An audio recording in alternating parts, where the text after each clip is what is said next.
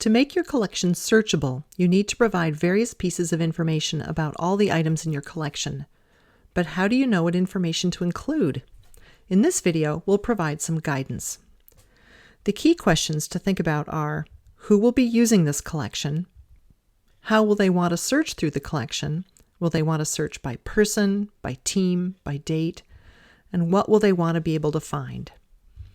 To guide your thinking about what information to provide, think about what your community needs, then make finding what they need as easy as possible.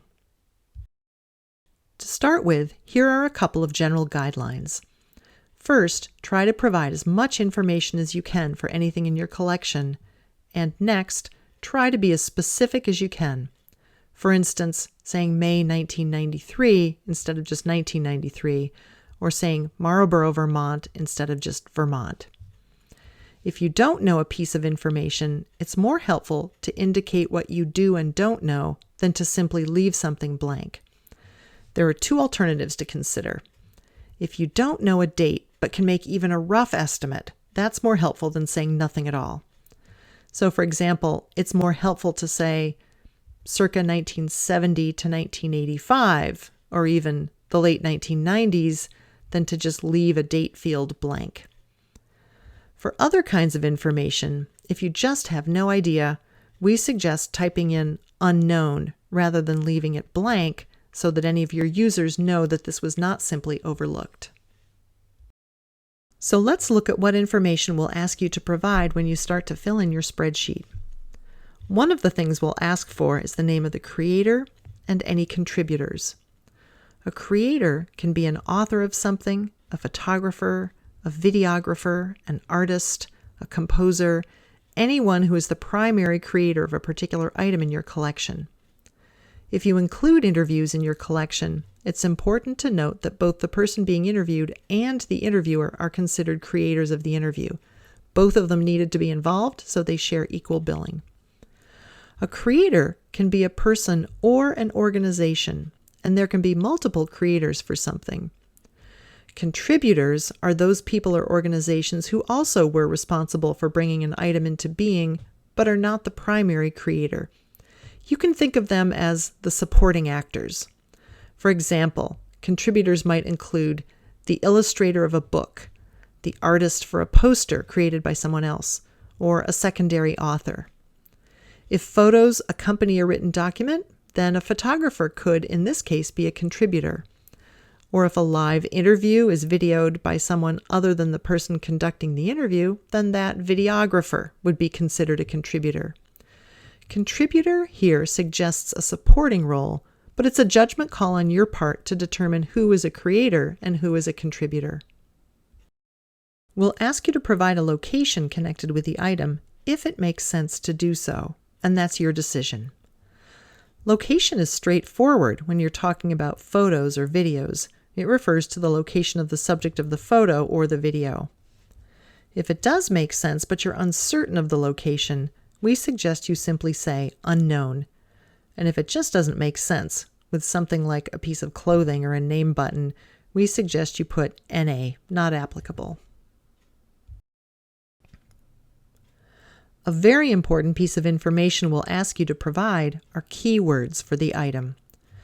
Two important guidelines that may be starting to sound a bit familiar are: when you can, it's better to be more specific than less specific, and have a prescribed list of possible keywords if you can.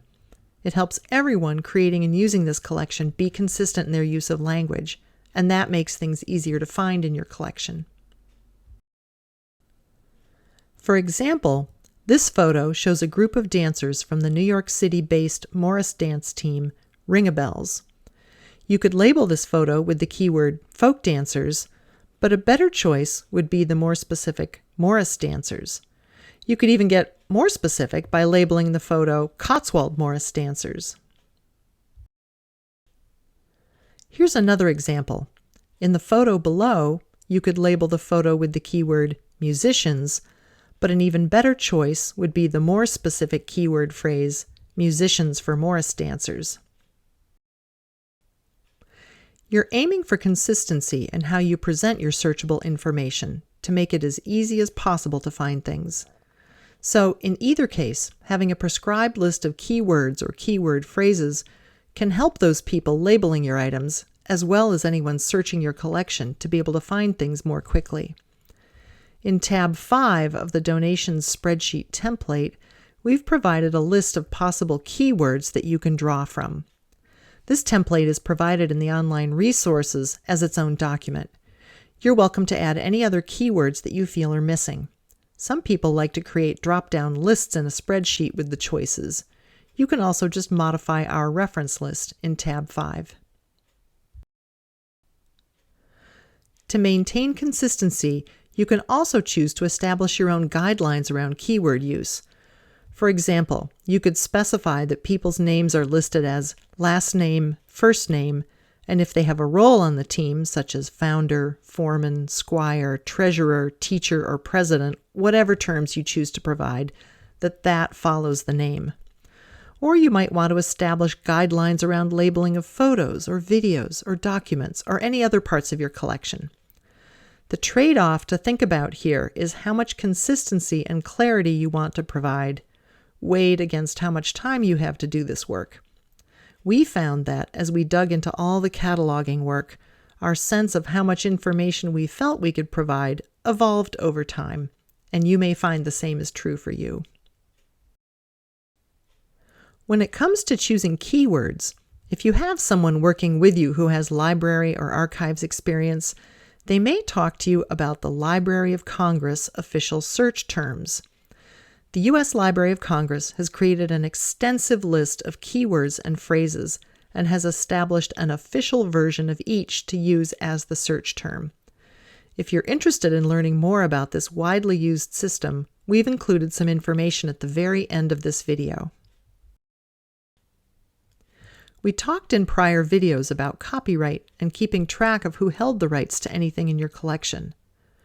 As you're completing your inventory in the spreadsheet in the next video, you'll need to provide a rights statement indicating what people can do with this item and list the rights holder, the person whose permission you need if you want to do something with the item in the collection. To help you come up with a rights statement, there is a wonderful website, rightsstatements.org, that provides a selection of 12 different rights statements that can be used by cultural heritage institutions to communicate the copyright and reuse status of digital objects to the public. Each statement applies to a slightly different situation, and you can tailor your rights statements to particular items, or you can choose a more general one to use across your whole collection, as we did. For our Marlborough Morris Ale collection, we chose to use one of the rights statements for all our items. It reads, "This item is protected by copyright and/or related rights. You are free to use this item in any way that is permitted by the copyright and related rights legislation that applies to your use. For other uses, you need to obtain permission from the rights holders." We recommend that you take a look at this website to see what rights statements best fit your situation. You might recall from Chapter 2 that the fair use doctrine in the U.S. copyright law says that it is permissible to use limited portions of a work without seeking permission if the purpose is commentary, criticism, news reporting, or educational purposes.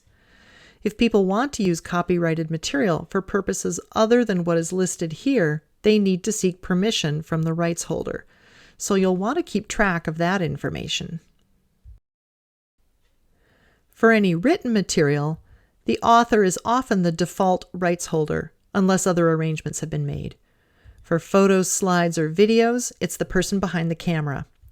For interviews, both the interviewer and the interviewee are joint copyright holders.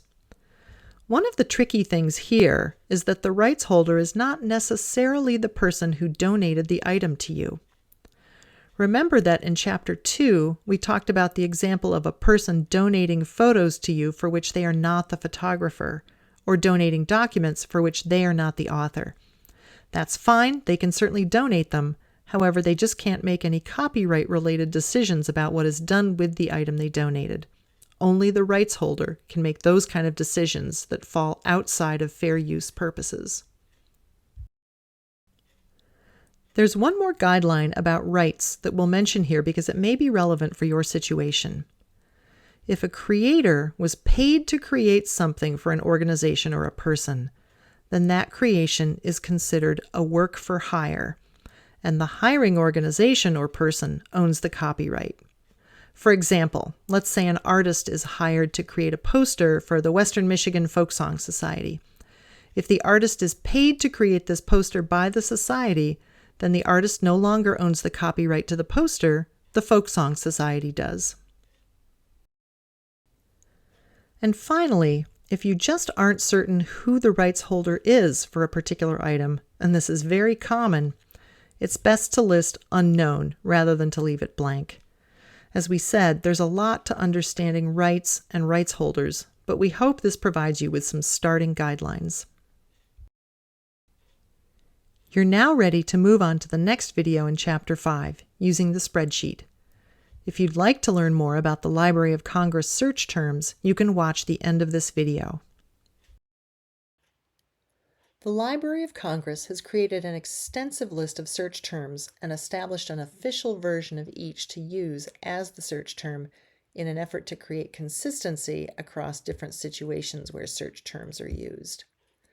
So, for example, if you want to search for what official terms for folk dance, you would type in folk dance in the search bar and see that there are a number of choices. I can scroll down to see what seems the most appropriate, and I would probably choose folk dancing. The smaller words listed underneath it indicate other variations that people might use, but for those variations you should use the preferred search term instead. Looking down through the list, you can see that there are a lot of choices of types of folk dancing. And in fact, this goes on for many pages, I believe, down here.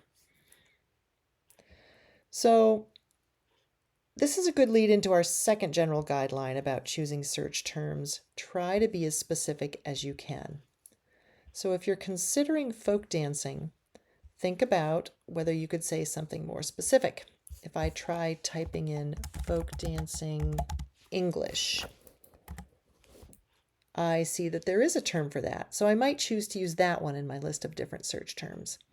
Getting more specific helps anyone using your collection to be able to narrow down what they're searching for. If I wanted to get even more specific, I could see if there's an official search term for Morris dancing.